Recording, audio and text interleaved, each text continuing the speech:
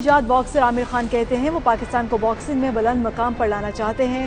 2 ہفتے بعد پاکستان جا کر وزیر اعظم عمران خان سے ملاقات کریں گے۔ باکسنگ کے فروغ کے لیے پچھلی حکومت نے صرف جھوٹے وعدے کیے۔ لاہور میں باکسنگ اکیڈمی کے لیے جگہ آج تک نہ ملی۔ امید ہے موجودہ حکومت ٹھوس اقدامات کرے گی۔ بولٹن میں 92 نیوز سے گفتگو کرتے ہوئے انہوں نے مزید کیا کہا، آئیے دیکھتے ہیں۔